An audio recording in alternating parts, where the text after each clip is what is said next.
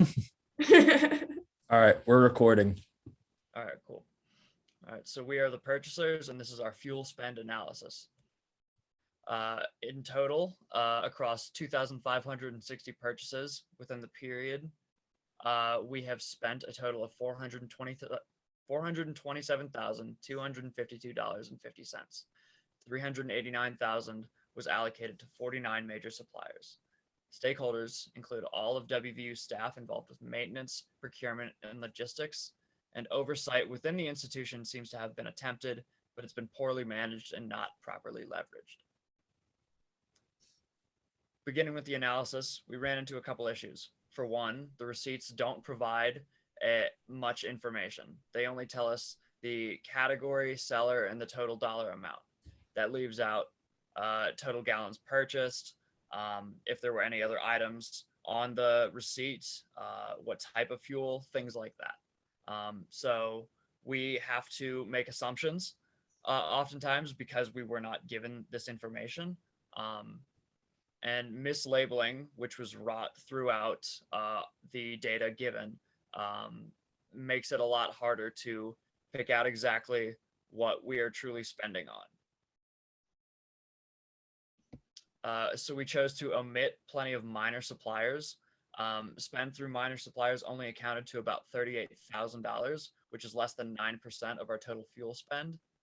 We categorize minor suppliers as having fewer than 3 purchases in the ledger, with purchases amounting to an insubstantial amount and sharing no other geographic or other commonalities. Due to a lack of information, we are inferring that many of these one-time purchases were made due to a lack of options, such as faculty almost running out of gas in rural areas. We doubt that attempting to optimize these circumstances will bear many fruit. And as mentioned earlier with mislabeling, we found examples such as a $330 fuel receipt from Wyndham Hotels, which we believe was more likely room service. This is our gross major fuel spend from our major suppliers. As you can see, Brewston Petroleum Co. Accounts for over $165,000.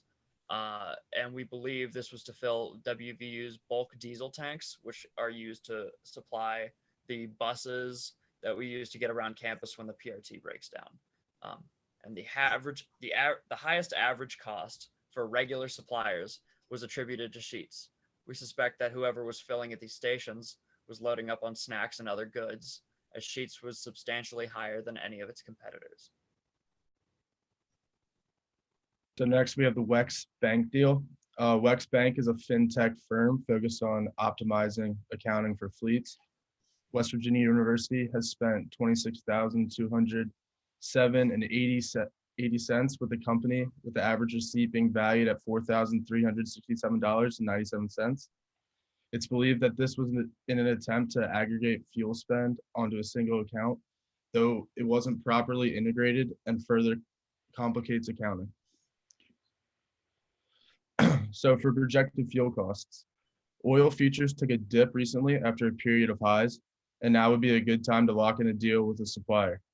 We would prefer to work with a non-franchise corporation, as it simplifies the process for setting prices at stores that aren't necessarily local and aren't influenced by regional variance as much.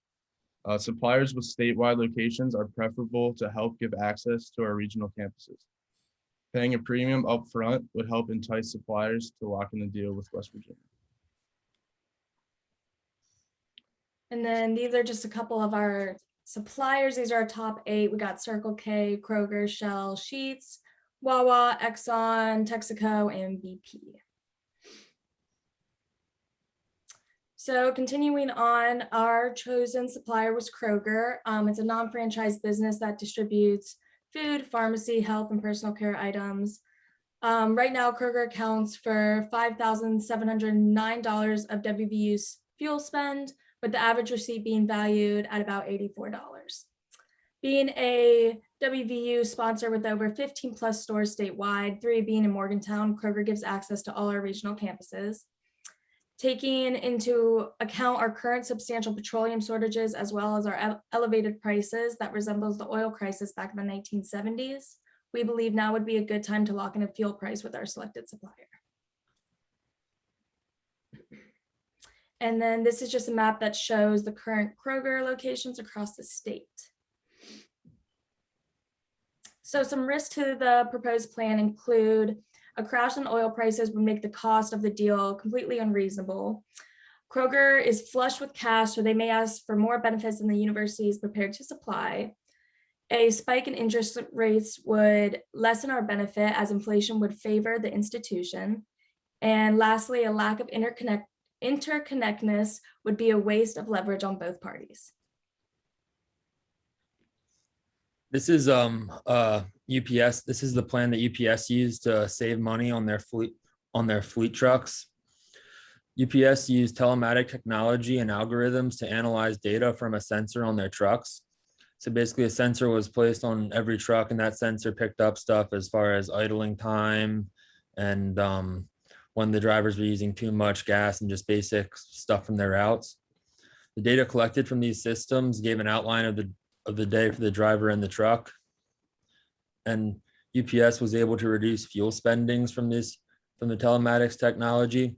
They were able to reduce driver idle time down by 15 minutes per day. And that equated to over 1.4 million gallons of fuel saved over a year. And the telematic technology was also used to help UPS save money on the maintenance of the vehicle. With the technology placed on the trucks, they're able to see when certain parts are needed to be replaced, and instead of replacing them every so often, they can tell when something actually needs replaced and save money there as well. Here's just a summary of our solution. West Virginia can reduce fuel spending by locking in fuel prices with fewer suppliers. Another way to reduce fuel spending is to ensure only fuel is purchased at convenience stores. And when going into a deal with a supplier, it's important to come to a reasonable middle ground with regards for the time that the contract lasts. And last, monitor vehicle performance intently to see if any examples are overusing resources.